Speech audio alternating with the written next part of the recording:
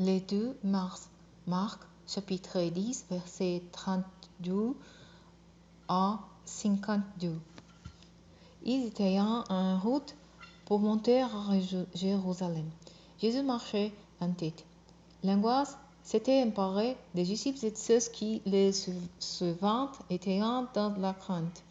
Jésus prit de nouveau les 12 apart, et il s'est mis à leur dire ce qui allait arriver. Voici, nous montons à Jérusalem. Les fils de l'homme y sera livré aux chefs des prêtres et aux spécialistes de la loi. Ils les condamneront à mort et les remettront entre les mains des païens. Ils se moqueront de lui, le cracheront au visage, les battront à coups de fouet et les mettront à mort. Puis, au bout de 3 jours, il ressuscitera. Alors Jacques et Jean, les fils de Zébédée, s'approcheront de Jésus et lui diront: Maître, nous désirons que tu fasses pour nous ce que nous allons te demander. Que désirez-vous que je fasse pour vous? Leur demanda-t-il. Ils répondirent: Accordez-nous des sièges, l'un à ta droite et l'autre à la gauche, lorsque tu seras dans la gloire. Mais Jésus leur dit: Vous ne vous rendez pas compte de ce que vous demandez. Pourrez-vous boire la coupe que je vais boire, ou passer par le baptême que j'aurai à subir? Oui, lui répondirent-ils, nous le pouvons. Alors Jésus reprit: Vous boirez en effet la coupe que je vais boire. Et vous subirez le baptême par lequel je vais passer. Mais quant à ce siège à ma droite ou à ma gauche, il ne m'appartient pas de vous l'accorder. Ces places reviendront à ceux pour qui elles ont été préparées.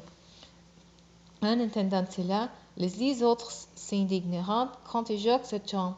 Alors Jésus les appela tous après de lui et leur dit: Vous savez ce qui se passe dans les nations. Ceux qui l'on considère comme le chef politique dominant sur leurs peuples et les grands personnages font passer leur autorité sur eux. Il ne doit pas en être ainsi parmi vous. Au contraire, si quelqu'un veut être grand parmi vous, qu'il soit votre serviteur, et si quelqu'un veut être le premier parmi vous, qu'il soit l'esclave de tout. Car le Fils de l'homme n'est pas venu pour se faire servir, mais pour servir et donner sa vie en rançon pour beaucoup. Ils arriveront à Jéricho.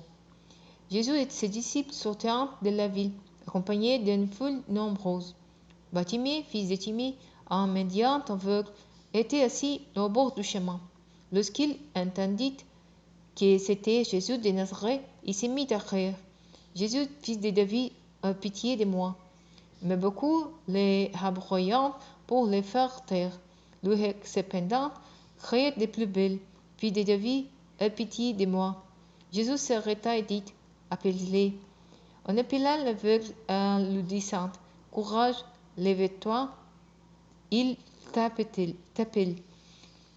À cette mot, il jeta son manteau, s'éleva d'un bond et vint vers Jésus.